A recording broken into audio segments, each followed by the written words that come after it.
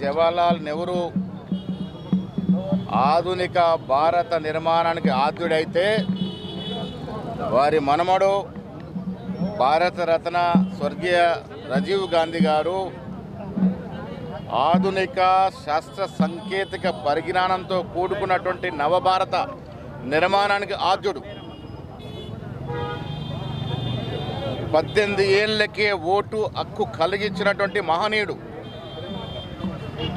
ఈ దేశం నుండి యువతరం దేశ నిర్మాణంలో భాగస్వామ్యం కావాలని ఆనాడు 21 సంవత్సరం నుంచి 18 ఏళ్లకే ఓటు హక్కు కలిగిస్తే ఇవాళ బీజేపీ ప్రభుత్వం ఓట్లను కాలరాస్తూ ఉంది.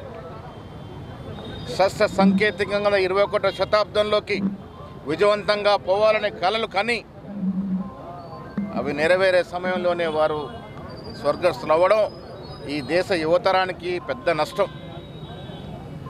వారు బ్రతుకుంటుంటే ఈ దేశం శాస్త్ర సాంకేతికంగా ఇంకా ముందు ఉండేది. ఇవాళ మనం వాడుతున్న సెల్ ఫోన్లు, కంప్యూటర్లు, ల్యాప్టాప్లు, శాటిలైట్లు అన్నీ కూడా వారు దూరదృష్టితో 85, 86 ప్రాంతంలో దాదాపు 30-31 సంవత్సరాల క్రితం, 40 సంవత్సరాల క్రితం దూరదృష్టితో వారు ఈ దేశానికి శాస్త్ర సాంకేతిక పరిజ్ఞానాన్ని తీసుకొచ్చినారు. కాబట్టి ఇవాళ సుఖంగా సంతోషంగా అరచేతుల ప్రపంచాన్ని చూడగలుగుతా ఉన్నాం. నెక్స్ట్ కల్మషుడు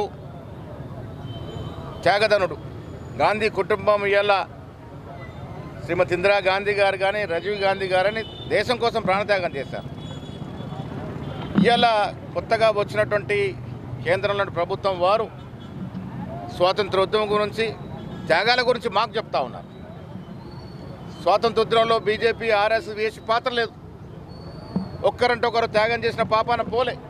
వారు త్యాగాల గురించి, దేశభక్తి గురించి కాంగ్రెస్ నాయకులకు చెప్పడం విడ్డూరంగా ఉంది.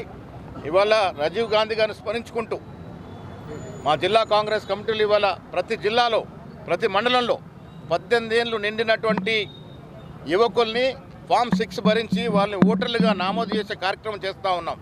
ఈ రకంగా వారి ఆత్మకు శాంతి కలుగుద్ది.